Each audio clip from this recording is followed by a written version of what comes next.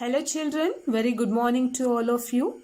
The topic for today's class is probability. So let us understand what is this probability, what are the application of probability in my today's class.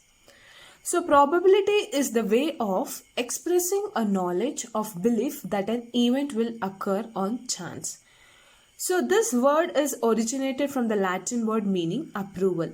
So when you see this word probability, it is a common word that has been used by us in our day-to-day life. You can see this word in everyday's life. So sometimes some questions will be asked. So based on the results, you'll be answering it. Based on the situations and the result. You may say that, like for example, if I say tomorrow is going to rain at 8 a.m. So I can say that I'm not sure. I can say that probably yes. We don't know, right? So depending on the different, scenarios, this word will be used. Let us see what this means theoretically and experimentally, and then how it is applicable in our day-to-day life. So it means, as I already told you, of how likely it is that some event will occur.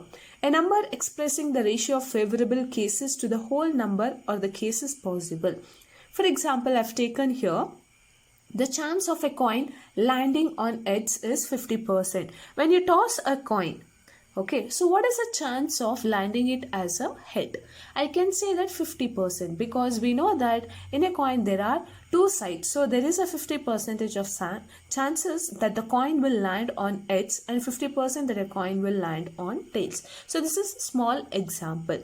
Similarly, you can take dice and then similarly you can take the cards and all those stuff. I'll be discussing that one by one. So let me see how can we describe the probability. How can we describe it?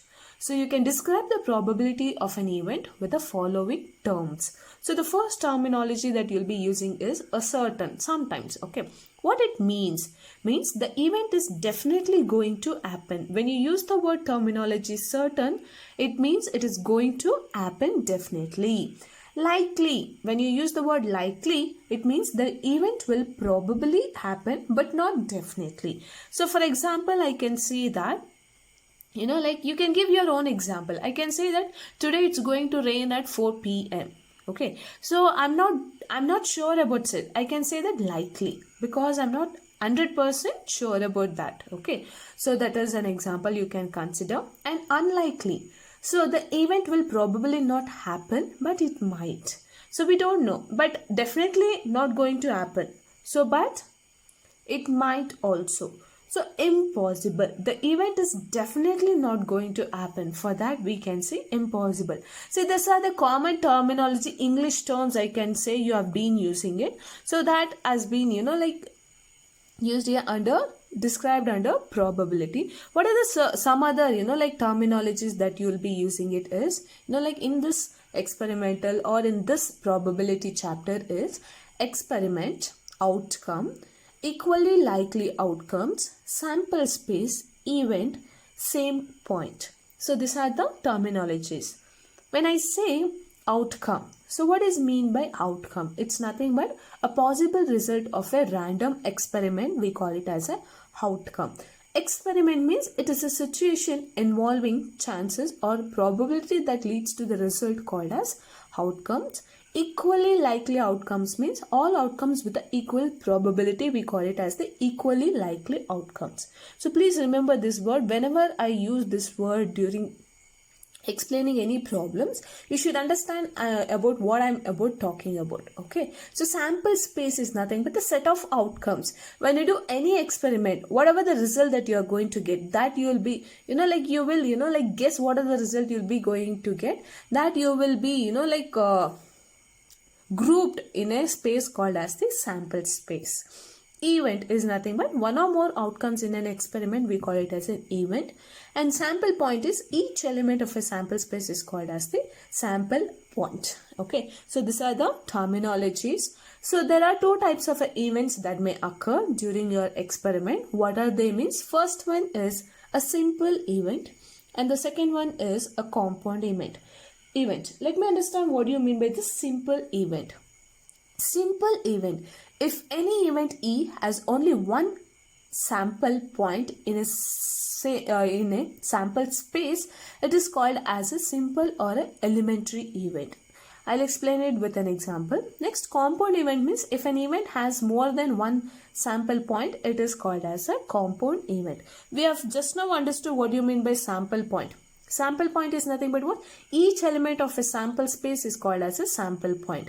So what do you mean by the simple event and the compound event means? Look at this. If an event E has only one sample point in a sample space, it should be only one sample point. For example, I can say that a set of numbers, okay, so a set of numbers with O, or a set of numbers, simple